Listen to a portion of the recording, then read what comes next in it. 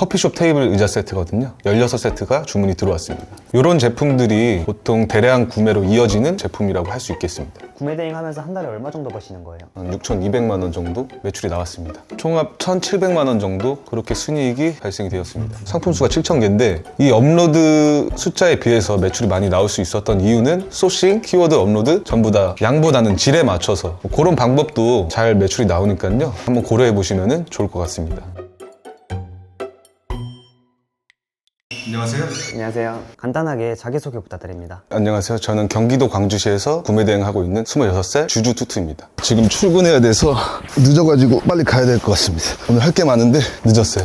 출근은 어떻게 하시나요? 도보 한 10분 거리에 사무실이 있거든요. 그래서 걸어가면 됩니다. 구매 대행은 언제 시작하신 거예요? 이번 연도 3월 중순쯤에 시작을 해가지고요. 8개월 정도 됐습니다. 구매 대행을 시작한 이유가 있을까요? 제가 2년 전에 새벽인간 TV를 보고 해봐야겠다라는 생각을 했었는데요. 그때는 직장을 다니고 있어가지고 쉽진 않았어요. 그래서 한번 시작을 하고 포기를 했다가 이번에 다시 한번 제대로 시작해보자 생각해보고 시작을 하게 되었습니다. 구매 대행 하시기 전에는 무슨 일 하셨어요? 그러니까 고등학교 3학년 때 딱히 하고 싶은 게 없었고 그래서 그냥 성적에 맞춰서 대학을 간 다음에 성적에 맞춰서 회사를 들어갔는데 생각보다 저한테 맞는 일이 아니었더라고요. 직장은 왜 그만두신 거예요? 남 밑에서 일하는 것보다 제가 주도하는 일을 하는 게 더 적성에 맞는 것 같아서 일을 접고 구매 대행을 시작하게 되었습니다. 여기가 제가 일하고 있는 사무실이고요. 혼자 일하시나요? 네. 저는 지금 혼자 일하고 있고요. 아르바이트 분들은 지금 한 분 계시고 이제는 직원을 좀 구해야 할 것 같은데 사람 쓰는 일이 그렇게 쉽지는 않은 것 같아서 지금 굉장히 좀 많이 고민입니다. 제가 생각했을 때는 구매 대행이라는 것 자체가 혼자 살 수 있는 일의 업무량이 정해져 있는 것 같거든요. 근데 이제는 사람을 좀 구해서 업무량을 좀 덜어내고 중요한 거에 시간을 좀 더 투자해야 되지 않을까 생각 중입니다. 출근하면 어떤 것부터 하시나요? 저는 출근을 하면은 먼저 메일을 확인합니다. 메일을 확인해야 하는 이유는요. 뭔가 문제가 생겼거나 고쳐야 될 점이 있다면은 다 메일로 통해서 오기 때문에 국세청이라든지 입점해 있는 플랫폼에서 안내를 주거든요. 견적 문의도 많이 오는데요. 공사 현장 같은 데서 견적이 많이 오거든요. 이제 요건은 교육장에 들어가는 의자인데요. 영화관 의자랑 비슷한 거죠. 이게 좌석 배치도예요. 그래서 요거를 고객님께서 이제 전달해 주시면은 저희는 이제 중국의 기술자들한테 보내서 요거에 맞춰서 견적을 저희가 받습니다. 그럼 이제 그걸 통해서 저희도 고객들한테 견적을 주고 그렇게 견적권을 진행을 하고 있습니다. 주로 어떤 제품 판매하시나요? 학교나 관공서 그리고 이제 회사에서 비품으로 구매하는 물건들이 거의 주를 이루고요. 화면을 보시면은 요게 11월에 판매를 한 건데요. 극장에서 사용하는 의자인데요. 극장에서만 사용되는 게 아니라 대강당, 대학교 강의장이나 교육장 이런 데도 사용이 되거든요. 이렇게 생겼는데 디자인이 엄청 여러 가지고 그리고 이제 색상도 임의로 빨간색, 노란색 이런 식으로 해달라고 제작 의뢰를 하면요. 그쪽에서 그렇게 작업을 해줍니다. 그래서 고객이 원하는 대로 다 맞춤 설정을 해서 판매를 할 수도 있고요. 그리고 이제 회사에서 많이 구매하시는 제품인데요. 클린룸 테이블, 스테인리스 작업대, 클린룸이나 공장에서 많이 사용하는 제품입니다. 요게 굉장히 많이 나가요. 근데 요게 파손이 좀 많아가지고 포장을 하실 때 조금 신경을 쓰셔서 포장을 하셔야 됩니다. 요거는 이제 중학교에서 판매가 된 건데 굉장히 흔하게 우리나라에서도 볼 수 있는데 이게 중국 구매 대행으로도 팔리는 제품입니다. 그래서 이제 학교나 관공서, 회사에서 비품으로 구매하는 그런 제품들이 제 매출의 주를 이루고 있습니다. 어떤 제품이 제일 잘 팔렸나요? 이 제품인데요. 아까 전에 보여드렸던 소극장 의자, 이 의자가 11월 달에 이제 137개 팔렸고요. 매출은 총 1,370만 원 발생이 되었고요. 300만 원에서 350만 원 정도 순이익이 발생했습니다. 이런 제품 반품이나 환불 들어오면 어떻게 해야 돼요? 이렇게 큰 제품 같은 경우에는 사실 반품이 들어오면요 저희가 다 떠안는다고 생각을 하시면 됩니다. 그래서 이거를 진행을 만약에 하시게 된다면 곤란한 상황이 생길 수 있으니까요 포장에 신경을 쓰시는 게 좋고 만약에 요게 포장을 잘 했는데도 파손이 났다면 사실상 그거는 어쩔 수 없이 로스로 잡아야 합니다. 이렇게 큰 제품 같은 경우에는 반품이 들어오면 어쩔 수 없지만 부피가 그렇게 크지 않은 제품들은요 저쪽에 보시면은 제가 이렇게 쌓아놨거든요. 이게 제가 구매 대행 8개월 정도 하면서 반품 들어온 게 요거 양이 끝이거든요. 5개? 뭐 그 정도. 그렇게 많지는 않습니다. 반품 개수가 그렇게 많지 않은 이유가 제 마진을 좀 덜어서라도 포장을 좀 더 확실히 해서 고객들이 물건을 받아봤을 때 이상이 없게끔 하는 게 그게 제 반품 확률을 줄이는 방법이라고 할 수가 있겠습니다.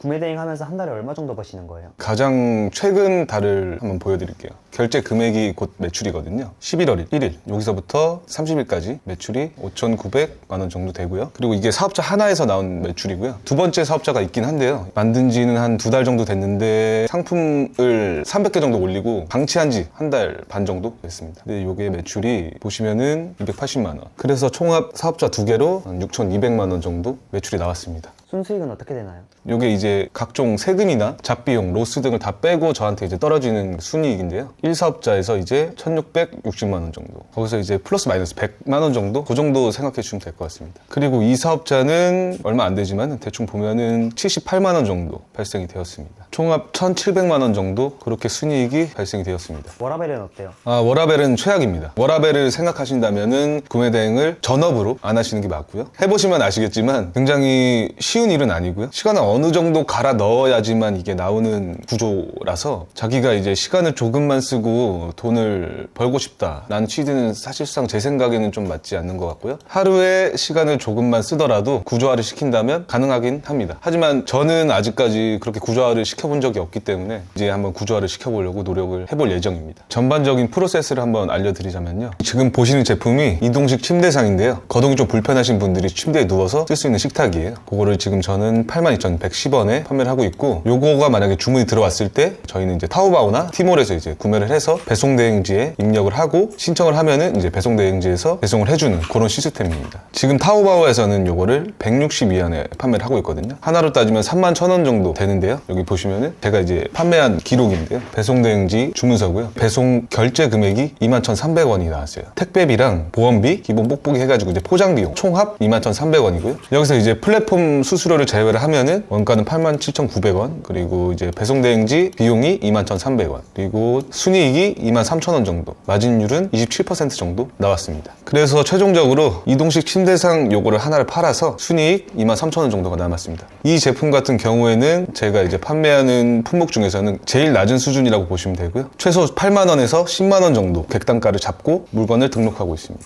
어떤 제품을 팔아야 돈이 될까요? 정해져 있는 건 아니지만 제가 생각했을 때는 대량 주문이 들어올 수 있는 제품들을 잘 소싱을 해서 업로드를 하시면은 괜찮으실 것 같고요. 객단가가 큰 제품들을 소싱해서 만약에 판매가 되었을 때 요거는 이제 위험 부담이 크기 때문에 개인의 성향에 맞게 진행을 하시면 될 것 같고, 요게 제가 이틀 전에 판매한 제품인데요. 커피숍 테이블 의자 세트거든요. 16세트가 주문이 들어왔습니다. 책상 하나에 이제 의자 2개 세트인데요. 이게 이제 대학교 카페에 놓는다고 고객님께서 말씀을 하셨고요. 이런 제품들이 보통 대량 구매로 이어지는 제품이라고 할 수 있겠습니다. 방금 보여드린 제품은요, 대량 주문이 많이 들어오는 그런 제품군에 속하고요. 지금 제가 또 하나 보여드릴 게 객단가가 높은 제품인데 약간 리스크가 있습니다. 저의 성향으로는 객단가가 높아도 그 리스크를 안고 보통 진행을 하는 편입니다. 이 제품은 제가 판매했던 것 중에 수량에 비해서 이제 객단가가 제일 높았던 제품인데, 이동식 크레인 전격 하중이 450kg고요. 전격 하중이 500kg 이상인 제품은 개인 통관으로 진행이 불가능해서 고객과 협의를 해가지고 전격 하중이 400인 걸로 진행을 했던 케이스입니다. 이 제품은 진행하는데 요건이 많아서 굉장히 까다로울 수 있는데 저는 요것도 다 경험이라고 생각을 하고 진행을 했었던 것 같습니다. 요거 주문 하나를 처리하는데 3일에서 4일 정도 걸렸던 것 같아요. 근데 이 경험으로서 다음에 또 이런 비슷한 제품들을 진행할 수 있는 발판이 생겼던 것 같습니다. 이런 제품들도 객단가가 높기 때문에 하나를 판매했을 때 남는 마진이 굉장히 높거든요. 하지만 리스크를 안아야 되기 때문에 장단점이 있는 것 같습니다.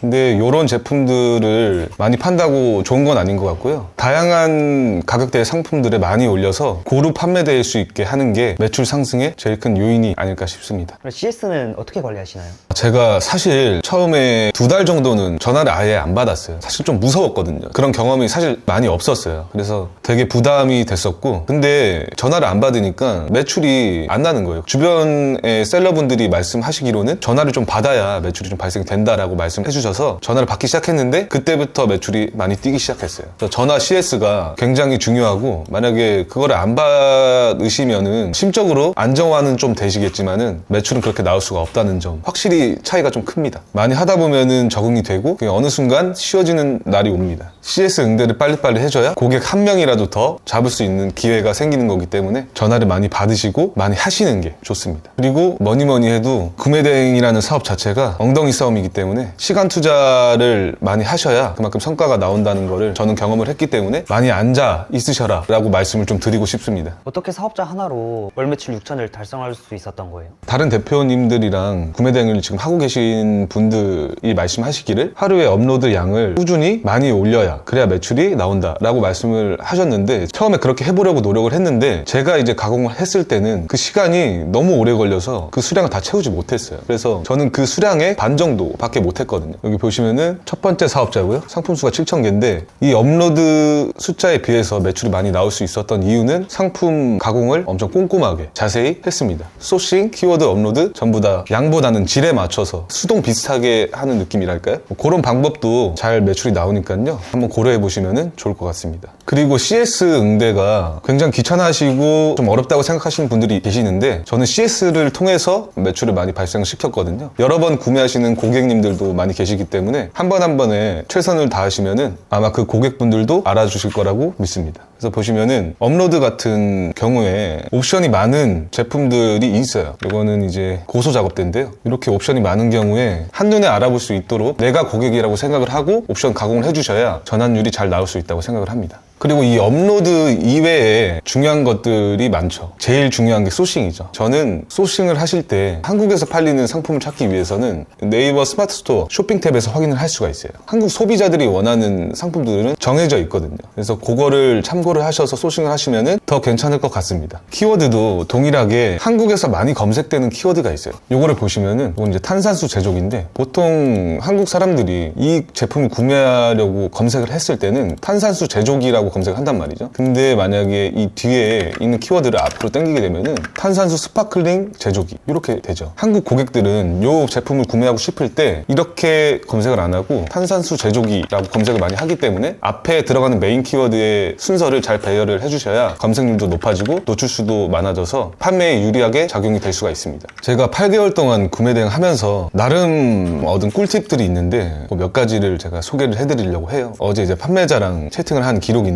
제가 이거를 3개를 구매했는데 3개를 구매하니 할인을 해달라고 했어요. 원가가 하나에 451위안인데 하나에 350위안을 먼저 달라고 했거든요. 근데 판매자가 이제 안 된다, 그거는. 처음에는 판매자한테 무리한 가격을 던져요. 처음에 빡세게 던져버리면요, 좀 많이 줄일 수가 있어요. 사실 사고 싶은 가격은 400인데 그냥 350을 던져버리는 거예요. 그러면은 판매자도 원래는 이제 한 20위안 깎아줘야겠다 생각을 했는데 어느새 저랑 이제 얘기를 하다 보니 400위안이 가격이 돼 있는 거죠. 그 사람도 모르게. 그래서 조금씩 깎는 방법, 요게 저만의 꿀팁이라고 해야 될까요? 요걸로 근데 굉장히 많이 마진을 좀 챙겼고요. 기회가 되시면은 한 번씩 주문이 들어오면요, 이렇게 한번 그냥 던져보세요. 안 되면 안 되는 거고 손해보는 건 없으니 괜찮은 방법인 것 같습니다. 그리고 화면을 보시면요, 번역 기능이 굉장히 잘 되어 있어서 저희는 중국어를 못하니까 소통에 어려움이 있을 거라고 생각을 하시지만 사실 그렇게 소통에 어려움은 없습니다. 제가 구매를 많이 하는 판매자들이랑은 좀 친해져서 사적인 얘기도 조금 하고요, 그리고 할인을 좀 더 받기도 하고, 많이 팔겠습니다 사장님, 어서 빨리 팔아보세요, 이런 식으로 재밌게 대화를 하기도 합니다. 지금 12시라서 12시부터 1시까지는 직장인 분들이 식사를 하시니까 그 시간에 맞춰서 빨리 저도 밥을 먹어야 그 다음 일을 쳐낼 수가 있습니다. 그래서 저는 보통 12시에서 1시 사이에는 항상 밥을 먹으러 가는 편입니다.